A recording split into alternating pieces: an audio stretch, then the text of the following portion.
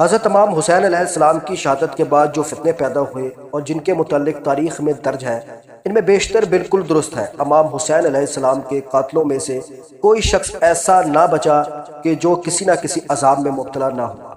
بعض لوگ انتہائی دردناک عذاب میں مبتلا ہو گئے اور اکثر لوگ پاگل اور مخبوط الحواس ہو گئے۔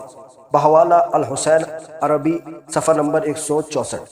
اس زمن میں علامہ جلال الدین سیوطی رحمۃ اللہ علیہ فرماتے ہیں کہ کوفے میں ایک سال چیچک کی وبا پھیل گئی، جس میں 1,500 لوگوں کی اولادیں اندھی ہو گئیں جو امام حسین علیہ السلام کے قتل میں شریک تھے۔ بحوالہ نور الابصار صفحہ نمبر 152۔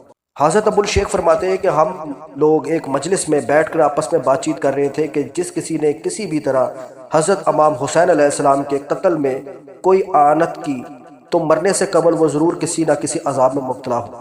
ہمارے پاس ایک بوڑھا شخص بیٹھا ہوا تھا۔ اس سے جب یہ سنا تو کہنے لگا، میں نے بھی تو مدد کی تھی لیکن میں تو کسی عذاب میں ابھی تک مبتلا نہیں ہوا۔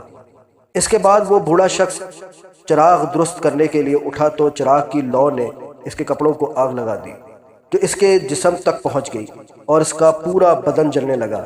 وہ آگ چلاتا ہوا دریا کی طرف بھاگا اور اس میں چھلانگ لگا دی، مگر وہ آگ نہیں بجھی اور وہ اس آگ میں جلتا ہوا مر گیا۔ اسی طرح کا ایک واقعہ امام صادی سے بھی منقول ہے۔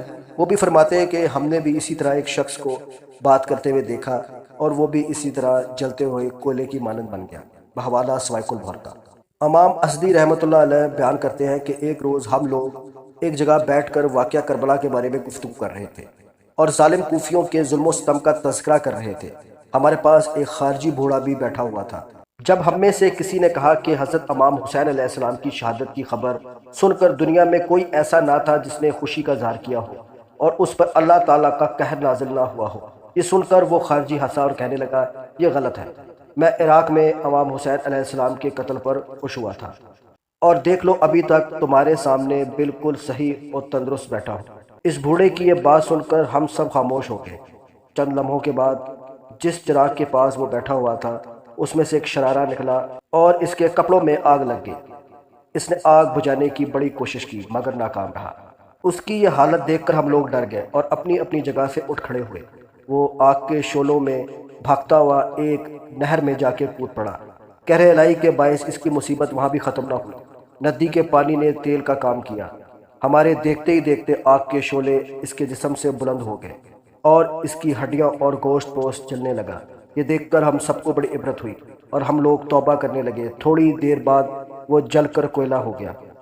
حضرت علامہ ابن حجر مکی رحمۃ اللہ علیہ فرماتے ہیں کہ یزیدی فوج کا ایک سپاہی جس نے حضرت امام حسین علیہ السلام کے سر مبارک کو اپنے گھوڑے کی گردن میں لٹکایا تھا، اس واقعے کے کچھ دنوں کے بعد اس کا چہرہ کالا سیاہ ہو گیا۔ لوگوں نے جب اس سے اس کی وجہ پوچھی کہ تیری شکل تو اچھی بھلی تھی، پھر اس قدر سیاہ کیسے ہو گئی؟ اس نے کہا، جس روز سے میں نے حضرت امام حسین علیہ السلام کے سر مبارک کو اپنے گھوڑے کی گردن میں لٹکایا تھا، اسی روز سے ہر رات کو میرے پاس 2 شخص آتے ہیں اور مجھے زبردستی پکڑ کر ایسی جگہ پر لے جاتے ہیں جہاں آگ بھڑک رہی ہوتی ہے۔ وہ مجھے منہ کے بل اس آگ میں ڈال کر نکالتے ہیں، جس کی وجہ سے مجھے نہایت اذیت اور تکلیف ہوتی ہے اور میرے چہرے کے رنگت سیاہ ہو گئی ہے۔ اس شخص کی موت نہایت عبرتناک حالت میں ہوئی۔ بحوالہ سوائق البرقع۔ مروی ہے کہ حرملہ بن کاہل جس نے میدان کربلا میں معصوم شیر خوار حضرت علی اصغر علیہ السلام پر تیر چلایا تھا، اس ظالم بدبخت کو اللہ تعالیٰ کی طرف سے دنیا میں یہ سزا ملی کہ اس کی ناف اور ارد گرد کی جگہ ہمیشہ جلتی رہتی اور اس کی پشت ہر وقت سردی سے ٹھٹرتی رہتی۔ یہ ظالم اپنے آگے ہر وقت پنکھا کرتا اور پیچھے آگ جلاتا لیکن اسے سکون نہ ملتا۔ یہ تکلیف اور اذیت میں مبتلا رہتا، ایک لمحے اسے سکون کا میسر نہ تھا۔ پیاس کے باعث اس کی یہ حالت تھی کہ ہر وقت پانی پیتا رہتا لیکن اس کی پیاس نہ بجھتی، یہاں تک کہ پیاس کی شدت کے باعث تڑپ تڑپ کر ہلاک ہو گیا۔ بحوالہ سیرت حسین علیہ السلام صفحہ نمبر 228۔ اس حوالے سے بعض مورخین لکھتے ہیں کہ اس بدبخت حرملہ بن کاہل کو جب گرفتار کر کے مختار کے سامنے پیش کیا گیا تو مختار کی آنکھوں میں وہ سارا منظر، اس کا جرم سامنے آ گیا کہ اس بدبخت نے کس قدر ظلم کیا اور معصوم حضرت علی اصغر علیہ السلام کے حلق پر تیر مارا تھا۔ چنانچہ مختار نے جلاد کو حکم دیا کہ حرملہ کی گردنوں پر تیروں کی بارش کی جائے اور نزاع کے وقت آخری تیر اس کے گلے کے آر پار ہو۔ اس طرح تیروں کے لگنے سے وہ تڑپ تڑپ کے مر گیا۔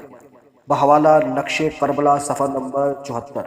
ام ابی سے روایت ہے کہ جعفین میں 2 اشخاص حضرت امام حسین علیہ السلام کے قتل میں شریک تھے۔ ان میں سے ایک کو اس قدر پیاس لگتی تھی کہ بجھتی ہی نہیں تھی۔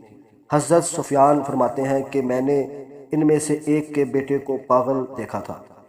بحوالہ تہذیب التہذیب جلد نمبر 2 صفحہ نمبر 354، صواعق المحرقہ صفحہ نمبر 193۔ حضرت علامہ جلال الدین سیوطی رحمۃ اللہ علیہ تحریر فرماتے ہیں کہ ایک شخص نے امام حسین علیہ السلام کو شب و ستم کیا تو اللہ تعالیٰ کے حکم سے آسمان سے تارے ٹوٹے جس کی روشنی سے وہ اندھا ہو گیا۔ بحوالہ تاریخ الخلفاء صفحہ نمبر 304۔ حضرت امام حسین علیہ السلام کی تلوار کو ایک شخص اسود بن حنظلہ نے اپنے قبضے میں کر لیا تھا۔ وہ جذام کی بیماری میں مبتلا ہو گیا، اس کا جسم گل سڑ گیا، کوئی اس کے قریب نہیں جاتا تھا۔ نہایت بے بسی کی حالت میں اس کی موت واقع ہوئی۔ 2 اشخاص عبد الرحمن بن حسین اور جونا حضرمی نے حضرت امام حسین علیہ السلام کا پیرہن مبارک اتار کر پہنا تو ان دونوں کو اس دنیا میں اللہ تعالیٰ کی طرف سے سزا ملی کہ دونوں کا جسم گل سڑ گیا اور وہ سسک سسک کے مرے۔ حضرت امام حسین علیہ السلام کی شہادت کے بعد آپ کا امامہ پاک جابر بن یزید ازدی نے اتار کر اپنے ناپاک سر پر رکھا، جس کی وجہ سے وہ مخبوط الحواس ہو گیا، پاگلوں کی طرح نالیوں کا گندا پانی پیتا اور گندگی کھاتا تھا۔ آخرکار وہ دیواروں سے سر ٹکرا کر ذلت کی موت مر گیا۔